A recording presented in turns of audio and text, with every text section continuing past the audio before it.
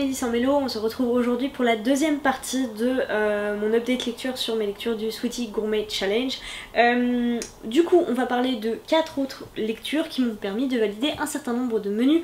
On va commencer déjà par dire que dans les cocktails j'ai validé lire dans la nature ou à une terrasse de café. C'était à une terrasse de café, je ne crois pas qu'il y ait de photos. Voilà, salut.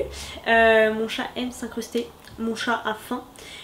J'ai aussi lu dans la nature et pareil je suis pas sûre qu'il y ait une photo, je vous en ai mis sur Instagram je pense quand je l'ai fait, mais c'était au milieu du mois de juillet. Niveau cocktail, j'ai aussi validé une romance avec Celle qui l'attendait de Baptiste Beaulieu. Comment je vais réussir à vous parler de cette histoire? C'est tellement fort que même là j'ai du mal quoi. Alors déjà on va commencer, c'est une romance. Voilà. C'est une romance mais c'est une histoire mais tellement belle. Voilà, fin, j'arrête d'en parler. Non, c'est une histoire entre du coup Eugénie et Joséphin. Tout est fou en fait. L'histoire de leur rencontre, l'histoire qu'ils vivent tous les deux, leurs hésitations, leurs doutes, le moment où ils se lancent, ce qu'ils pensent chacun de leur côté. Tout est là, tout y est et pourtant il est pas long. Hein. Voilà, il fait 340 pages, même pas. Tout est dedans. Et ce qui est au cœur de cette histoire, voilà, c'est ce lien qu'ils ont et ce qu'ils vont partager à travers ces inventions loufoques à elle et la poterie qui est sa passion et sa réussite, on va dire, à lui. Tout ce qu'ils vont traverser va nous permettre, va permettre à l'auteur plutôt d'aborder des sujets de société qui sont mais tellement importants et tellement durs en même temps. Ça parle de grossophobie. Ça parle d'immigration, ça parle de guerre aussi du coup, ça parle de sexisme, ça parle de viol. C'est extrêmement féministe sur plein d'aspects mais tellement quotidiens et tellement petits qui peuvent paraître rien du tout quand on est un homme ou alors qu'on n'est pas habitué, mais qui représentent énormément de choses, juste des petites attentions, des petites pensées mais qui sont incroyables. Voilà, je vais pas vous en citer, j'ai quelques exemples mais je vais pas vous les donner parce que j'aimerais vous laisser à vous la chance de les voir et de vous dire waouh, c'est bien en fait, c'est juste bien d'introduire ça comme ça maintenant, d'en parler comme si c'était normal, parce que ça l'est en fait. J'ai adoré la construction de ce livre aussi. Il y a des chapitres plutôt... il y a des chapitres centrés sur Eugénie, des chapitres centrés sur Joséphin, des chapitres centrés sur eux deux, et puis parfois en fin de chapitre il y a des histoires qui sont racontées on va dire autrement, donc des témoignages, des petites choses comme ça. Mon chat est fou. C'est d'une poésie aussi, les phrases, quelque chose d'un petit peu presque d'un petit peu absurde. Ça fait longtemps que je l'ai lu aussi donc ça se trouve ça a rien à voir, mais moi ça a un peu fait écho pour moi à L'écume des jours de Boris Vian d'une certaine façon. Voilà, y a ce petit côté absurde et ce petit côté poétique dans la relation et des petites choses comme ça qui passent et qui bon, on se demande mais pourquoi, mais en fait ça rend tellement bien qu'on se pose pas la question beaucoup plus longtemps. Je suis tellement contente d'avoir découvert cet auteur avec ce roman qui est tellement doux et tellement voilà, bouillonnant d'émotions, mais de belles émotions. C'est ça que je veux dire, c'est beau en fait, c'est beau, c'est doux, c'est tendre, c'est waouh. Dans les mises en bouche, je devais lire un feel good et j'ai choisi donc de lire Les Possibles de Virginie Grimaldi, qui est un cadeau que Mélo m'a fait pendant notre swap. Je vous laisserai y retourner pour voir un peu l'histoire et la création de ce swap, mais voilà, donc elle m'a offert Les Possibles de Virginie Grimaldi. Point positif, comme tous les autres Virginie Grimaldi qui sont rangés par là, que j'ai lu pour l'instant 3, 4 avec celui-ci, j'ai été complètement embarquée tout de suite en fait par les personnages que je trouve là aussi, c'est pas la première fois que je le dis ce soir, très juste et très vrai. Donc voilà, là-dessus on s'y retrouve. On va notamment rencontrer Juliane qui va accueillir chez elle son père Jean parce que Jean a perdu sa maison qui a brûlé. Et en fait elle lui avait plus parlé depuis des années, la relation n'est pas forcément facile, mais voilà, ça reste son père et donc elle fait ce devoir filial, elle l'accueille chez elle. Et la cohabitation, est pas forcément évidente et en fait elle va... Enfin nous en tant que lecteurs on va découvrir ce père qu'il a été, ce père qu'il est maintenant et l'évolution entre les deux et on va comprendre pourquoi ce qui par son passé paraît pourquoi pas somme toute normal et qui en fait cache les symptômes d'une maladie, enfin pas d'une maladie mais d'une dégénérescence liée à son âge en fait. Le dernier que j'ai lu d'elle c'était Que ne durent que les moments doux qui là traite plutôt de la maternité et du début de la vie qui est pas forcément facile non plus et là ça parle de la fin de la vie mais toujours dans cette relation familiale et waouh, j'ai été soufflée par les émotions que ça a pu susciter en moi. Est-ce que vous aussi, votre chat est complètement dingue quand il voit des draps? Genre non mais là j'ai juste un drap à sécher et il se jette dedans. Il en a fait une boule quoi. Ça m'a coupé dans mon petit laïus sur l'émotion qu'a suscité en moi les possibles de Virginie Grimaldi. Non pas que je sois directement concernée, j'ai cette chance là. Mais pourtant j'ai été extrêmement touchée, extrêmement émue par ce qu'elle a pu raconter, par ce qu'elle a pu dire et je sais à quel point ça va toucher des personnes qui sont concernées par le sujet. C'est un sujet qui est pas facile, c'est vraiment ouais ça peut être très dur mais en même temps c'est amené avec tellement de bienveillance, tellement de douceur et de, comment dire, de déculpabilisation et d'accompagnement en fait. Voilà, c'est un livre qui accompagne, c'est un livre qui aide, c'est un livre qui d'une certaine façon peut soigner aussi je pense. Voilà, tout le bien que je peux dire des possibles de Virginie Grimaldi. J'ai adoré le père un peu excentrique et puis Juliane qui est très... Je crois que d'une certaine façon je me suis un peu retrouvée en elle, voilà, quelqu'un de très carré qui a du mal à laisser l'imprévu prendre le pas sur sa vie, à laisser les choses se faire sans qu'elle puisse rien y faire quand elle perd complètement le contrôle. Voilà, j'ai adoré la famille qu'elle forme avec son petit garçon, son mari et son père. J'ai adoré le lien qu'elle a avec sa sœur. C'est ce que disait Virginie Grimaldi, je sais que je suis pas la seule mais elle reçoit énormément de personnes qui lui envoient des extraits de son roman, des pages de son roman et qui lui disent voilà ça m'a parlé tellement. Et moi c'est cette relation, la description qu'elle fait de la relation avec sa sœur Juliane qui m'a beaucoup retournée et que j'ai envoyé d'ailleurs à ma sœur. Donc voilà, j'ai été extrêmement touchée, émue aux larmes bien sûr, d'ailleurs là je sens que bon voilà, par cette lecture incroyable. Maintenant, quelqu'un me faisait la remarque par rapport à un autre roman de Virginie Grimaldi que la plume était pas dinguissime. Oui. Je l'admets, voilà, je pense que je m'en rendais pas forcément compte dans les autres romans. Est-ce que c'est parce que tu me l'as dit que maintenant ça me paraît plus évident, ou est-ce que c'est juste dans celui-ci, ou est-ce que c'est juste le fait d'en avoir lu plusieurs? C'est vrai que effectivement la plume de Virginie Grimaldi à quelques moments est assez hachée et assez simple, voilà. Autant à d'autres moments je trouve qu'elle trouve des expressions, des façons de dire, des petites singularités qui moi me plaisent beaucoup.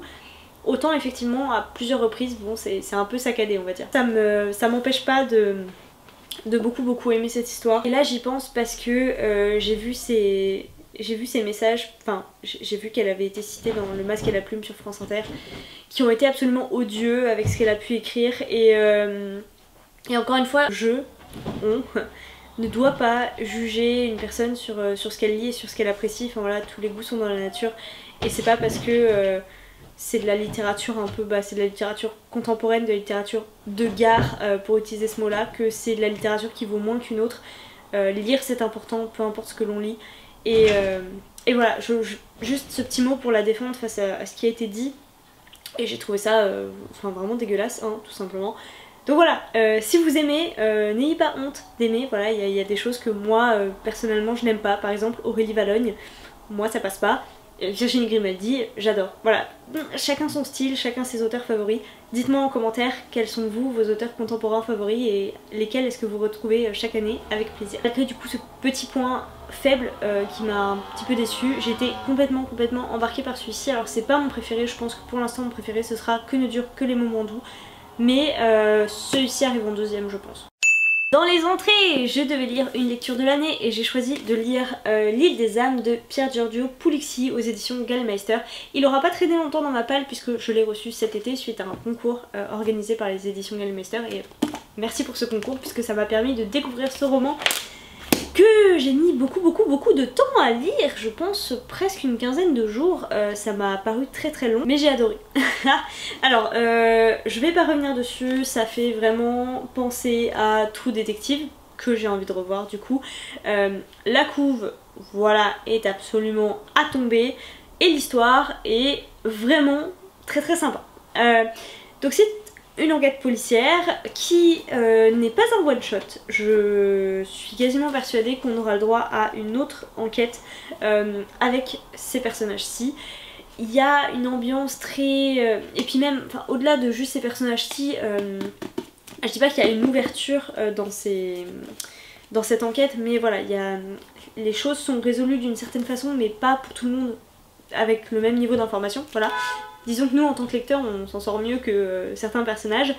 Voilà, j'ai adoré l'ambiance de la Sardaigne, quelque chose d'assez étouffant, de ce mystère, de ces clans qui vivent un petit peu en autarcie, un petit peu barbare j'ai envie de dire, même si bon voilà c'est juste une culture très différente et très différente de la nôtre.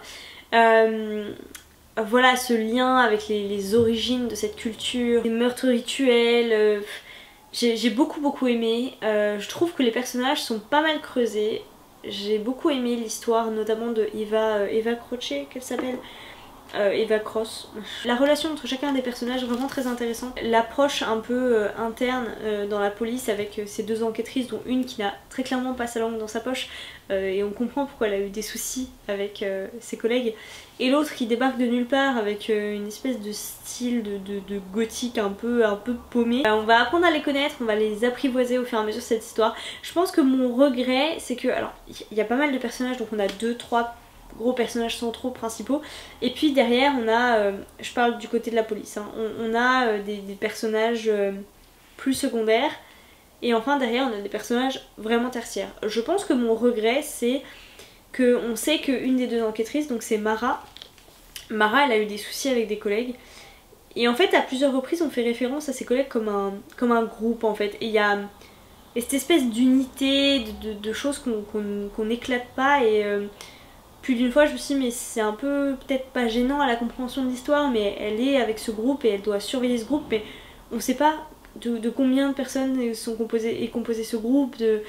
Voilà, 2 ou 3 reprises je me suis dit d'accord, on pourrait nous décrire un tout petit peu plus les équipes de la police qui sont mises en place. On comprend qu'il y a beaucoup de monde sur l'affaire, mais qui, comment ça fonctionne. J'aurais aimé voilà, comprendre un petit peu plus les rouages internes de la police, même si on a quand même déjà une approche. Sachant que cette approche elle tourne beaucoup autour des pots de vin quand même, hein, voilà, c'est ce qui ressort de cette unité de la police en Sardaigne, c'est la corruption, et c'est quelque chose je sais d'assez classique je pense dans les policiers, en tout cas de ce type. En tout cas moi ça m'a pas surprise et c'est quelque chose que j'avais déjà lu, et donc on va suivre vraiment cette enquête du point de vue des policiers, mais on va aussi suivre la partie un peu plus clanique qui est plus liée à l'histoire de la terre, de la Sardaigne, à des superstitions, et là encore c'est tellement bien amené dans l'ambiance et tellement bien décrit qu'on s'y croirait, et je sens que là-dessus il y a vraiment moyen de creuser, parce que c'est peut-être l'aspect je vais pas dire le moins développé, parce que ça donne des clés et ça donne des pistes, et voilà, ça aide à flouer un peu le lecteur. Maintenant j'aurais aimé en creuser encore plus, et je sais que ce sera sûrement le cas par la suite, donc voilà, je pense que je lirai la suite. En revanche voilà, j'ai mis beaucoup de temps à le lire, encore une fois la première partie pareil, je dirais 150-200 pages, ça a été long à venir, en plus on dirait pas comme ça mais c'est pas un petit bébé hein. Il fait ouais, on dirait pas mais il fait 530 pages quand même, donc voilà, un peu costaud. La mise en place des personnages, des paysages, des rituels, tout ça a mis du temps à s'installer, mais une fois qu'on y est bien, enfin bien, l'ambiance c'est pas forcément jojo, mais j'étais à fond dans l'enquête, et du coup c'est encore une très belle découverte de chez Gallmeister, donc franchement je suis très contente parce que cette année j'ai découvert des maisons d'édition que j'adore, donc les Gallmeister, voilà, et les Forges de Vulcain. Je pense qu'on en reparlera avec Mélo. La dernière lecture que je vais vous présenter aujourd'hui, c'est un roman de mon enfance, donc c'est un digestif. Et j'ai relu dans ma phase de relecture des Pierre Bottero, j'en étais à la quête des Willan d'un monde à l'autre. Et voilà, pareil un peu comme Harry Potter, je pense que je vais pas vous en reparler. C'est une lecture jeunesse, il fait, voilà, pour le coup il fait moins de 300 pages, ça se lit à une vitesse, enfin ça se bouffe. Du coup je l'ai lu en moins d'une journée, hein, même pas un après-midi, c'était plié. Donc je ne sais pas ce que j'attends pour lire la suite, mais encore une fois ça a été avec beaucoup de plaisir et beaucoup de nostalgie que j'ai retrouvé ces personnages, que j'ai retrouvé cette histoire, même si ce tome 1 n'est pas mon favori. À partir du deuxième je trouve ça plus intéressant parce que voilà, ils sont vraiment dans du coup Gwendalavir avec les personnages, avec Elana en particulier bien sûr. Voilà, je sais que j'ai préféré cette partie là, mais très heureuse d'avoir relu ce roman. Je pense que je relirai la suite mais sous un autre format, et là je vais vous spoiler un tout petit peu le book haul, ou peut-être que vous l'aurez déjà vu, je ne sais pas encore. Après j'avais un peu abandonné mes recherches, repris mes recherches, abandonné mes recherches. J'ai réussi à trouver La quête des Willan, l'intégrale en hardback. Alors certes, plutôt je dirais pas dans un état nickel, mais on va dire dans un plutôt très bon état. Je l'ai payé seulement 50 €, ce qui était absolument inespéré, sachant que ce truc là maintenant, si vous le voulez, c'est 140-200 balles quoi. D'ailleurs je suis en quête, si jamais vous tombez dessus, des mondes des Willan sous le même format, mais ça je sais que enfin voilà, ça va demander beaucoup de patience. Et du coup je pense que je lirai la suite comme ça. Et en fait ce que j'aime beaucoup moi dans cette version là, et pourquoi je regrettais de ne pas l'avoir acheté, c'est qu'en fait il y a un chapitre, même plusieurs chapitres, en fait il y a un petit prologue qui s'appelle Avant, où on découvre un petit peu plus le passé de Camille, et la façon dont elle est arrivée dans la vie qu'elle avait au début du premier tome. Donc voilà, très contente de cet achat. Maintenant il me restera plus qu'à trouver le dernier. Et en fait je l'ai pas racheté pour rien, hein. Ça fait des années que le mien tombe en miettes, voilà, la tranche est rayée, je pense qu'à force de l'ouvrir les pages vont finir par tomber. Il y a même des morceaux de scotch dedans justement pour pas que les feuillets se détachent. Je pense qu'il était dans un état suffisamment avancé de dépérissement, on va dire, pour que je puisse me permettre de racheter l'intégrale en meilleur état. J'ai trop hâte de lire la suite, je suis trop contente d'avoir retrouvé pour le coup la plume, la poésie, la justesse de Pierre Bottero au niveau de ses personnages féminins, c'est absolument incroyable. Waouh. Je sais que beaucoup de gens en parlent et sûrement mieux que moi, mais je ne peux que vous encourager, si ce n'est pas déjà fait, à redécouvrir cette histoire et surtout à le faire découvrir à vos proches, plutôt plus jeunes on va dire. Moi j'ai senti que oui, j'ai passé un âge où effectivement, si ça avait été ma première lecture, j'aurais pas pris peut-être autant de plaisir. Sauf que voilà, c'est une relecture, donc forcément pour moi ça n'a pas la même saveur. Peut-être qu'un adulte ne va pas lire pareil, ne va pas découvrir pareil la plume, notamment de Pierre Bottero. C'est un bonbon, voilà, c'est un bonbon, c'est un de mes bonbons, et je ne peux que vous encourager à le faire lire et à le relire. La caméra clignote, il va falloir que je vous laisse, mais j'en profite juste pour vous dire que j'ai aussi validé plus ou moins un trou normand, puisque je devais lire une maison d'édition que je n'avais jamais lue. J'ai choisi la maison d'édition Projet Silex avec Rocaille. Rocaille que je n'ai pas terminé, j'en ai lu 23% et je suis encore à un stade où je me demande est-ce que j'abandonne ou est-ce que je continue. Malheureusement je pense que ça va finir sur un abandon. On va vous tourner avec Mélo une comparaison, mais c'était juste pour signifier ici que j'ai validé un trou normand. Merci à tous d'avoir suivi ce deuxième update lecture par rapport à mes lectures du Sweetie Gourmet Challenge. Je vous attends dans les commentaires pour qu'on discute ensemble de toutes ces lectures, et en attendant une prochaine vidéo, je vous souhaite à toutes et à tous de très belles lectures.